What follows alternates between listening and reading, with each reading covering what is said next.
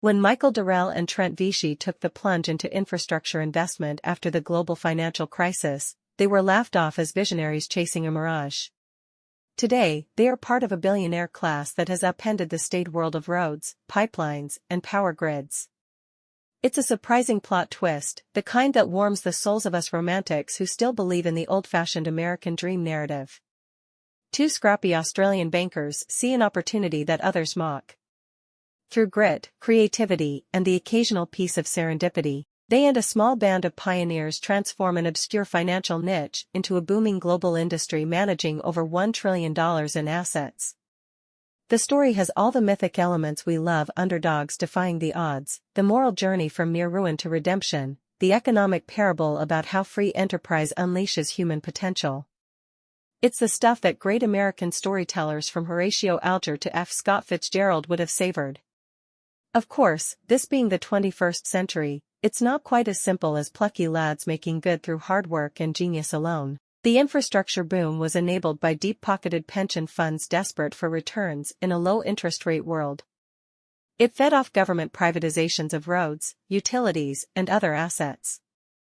And it was turbocharged by financiers doing what they do best, leveraging debt and financial engineering to squeeze profits from unglamorous assets. Still, the personal journeys of the main players have an irresistible narrative pull.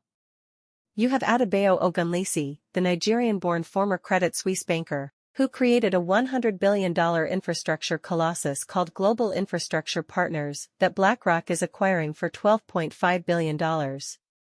In doing so, Ogunlesi will become one of the investment giant's biggest shareholders.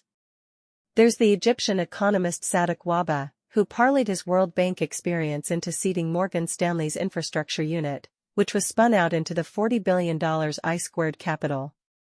Sleek French bank BNP Paribas even got in on the action, incubating what became Antin Infrastructure, now a publicly traded titan, but the story's most compelling protagonist may be Michael Dorrell himself.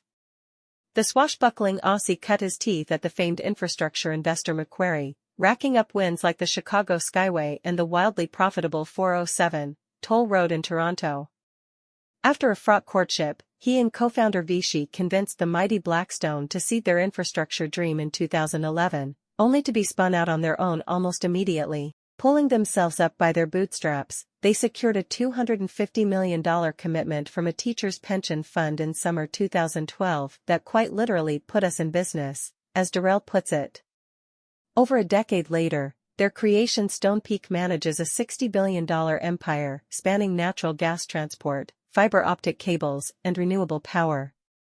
A recent $2 billion investment valued the firm at nearly $15 billion, minting Dorrell's billionaire status. It's the kind of David and Goliath tale that stirs the soul and reaffirms our faith that America remains a land of second chances and big dreams realized through resolve and entrepreneurial zeal.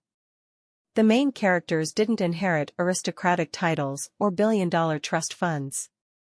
They were hungry, determined financiers who saw opportunities others missed to reap windfalls from the oft-ignored infrastructure marvels that make modern life possible. Of course, their path was paved with plenty of potholes too. Early infrastructure deals were so leveraged they crumbled during the 2008 crisis, described as a winner's curse by one participant. Rising interest rates and frothier valuations may squeeze future returns. And some acquisitions, like broadband provider Astound and wind projects, have run into heavy turbulence already. Skeptics wonder if we're witnessing an unsustainable bubble, with too many funds chasing too few compelling investment opportunities.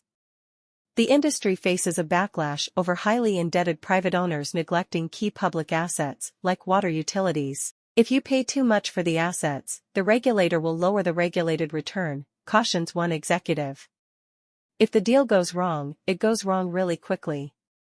So perhaps the infrastructure El Dorado may prove illusory over time. Or maybe we're seeing creative destruction unleash a new generation of innovative financiers cracking open investment frontiers, just as the leveraged buyout titans of an earlier era did.